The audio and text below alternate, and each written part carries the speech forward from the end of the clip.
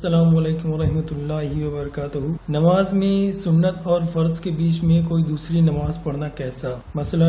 اگر میں گھر پہ 2 رکعت سنت پڑھوں فجر کی اور اس کے بعد مسجد جا کر تحیۃ المسجد پڑھوں اور اس کے بعد فرض پڑھوں تو سنت اور فرض کے بیچ میں 2 رکعت نماز اور آ جاتی ہے،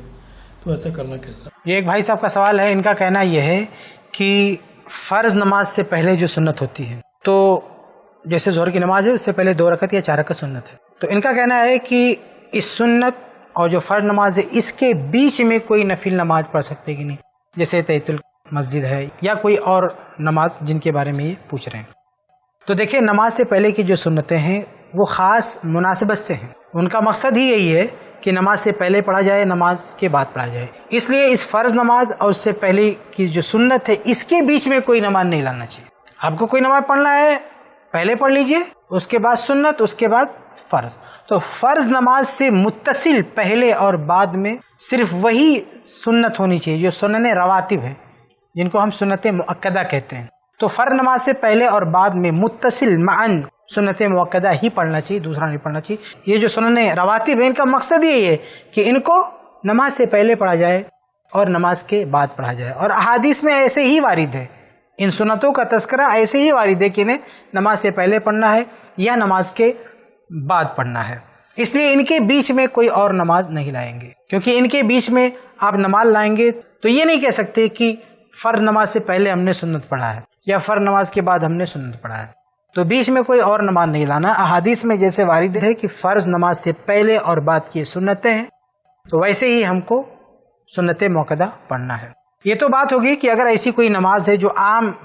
حالات سے تعلق رکھتی ہے، جیسے صلاۃ استخارہ ہے، اب کوئی سوچے کہ ظہر کی سنت پڑھ کے بیٹھ جاتا ہوں پھر صلاۃ استخارہ پڑھوں گا، نماز استخارہ پھر ظہر کی نماز، تو یہ درست نہیں۔ آپ پہلے نماز استخارہ پڑھیں، کبھی بعد میں پڑھیں۔ لیکن آپ نے جو سوال میں کہا ہے تحیۃ المسجد، یعنی تحیۃ المسجد کی نماز ہم کو پڑھنا ہے، تو دیکھیے اگر آپ فرض نماز پڑھنے کے لیے آ رہے ہیں تو آپ کو تحیۃ المسجد پڑھنے کی ضرورت ہی نہیں۔ تحیۃ المسجد کس کے لیے؟ اس کے لیے جو مسجد میں آ رہا ہے اس کو نماز نہیں پڑھنا ہے، کسی پروگرام کے لیے آ رہا ہے، کسی کام کے لیے آ رہا ہے، مسجد میں اس کی انٹری ہو رہی ہے، وہ 2 رکعت نماز پڑھ لے۔ لیکن کوئی فرض نماز پڑھنے کے لیے آ رہا ہے تو وہ تو نماز ہی پڑھنے کے لیے آیا ہے، وہ تو نماز ہی پڑھنے کے لیے آیا ہے۔ مسجد جس لیے ہے، جس اہم اور جس مرکزی عبادت کے لیے مسجد ہے، وہی مرکزی عبادت ہی کرنے کے لیے وہ آیا ہے،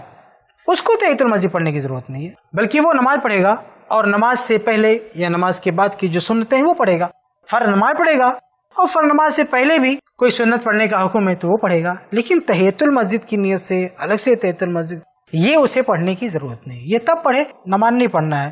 بس ایسے ہی آیا ہے کسی پروگرام کے لیے، کسی علمی کام کے لیے، درس کے لیے، دروس کے لیے، تو وہ تحیۃ المسجد پڑھے۔ اور جو فرض نماز پڑھنے کے لیے آ رہا ہے تو وہ تو فرض نماز سے پہلے سنت ہے، اس کو پڑھے گا ہی، فرض نماز بھی پڑھے گا وہ،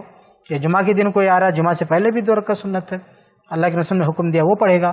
تو ضروری ہے، فرض ہے، ضروری ہے، لازم ہے، پڑھے گا، پھر جمعہ کی نماز پڑھے گا۔ تو جو نماز کے لیے مسجد میں آ رہے ہیں تو ان کو تحیۃ المسجد پڑھنے کی ضرورت نہیں ہے، تو آپ کو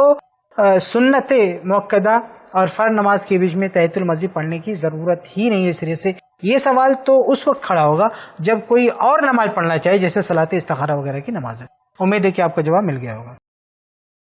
ایسے ہی اور ویڈیوز بنانے میں ہماری مدد کریں، i+ TV کو ضرور ڈونیٹ کریں۔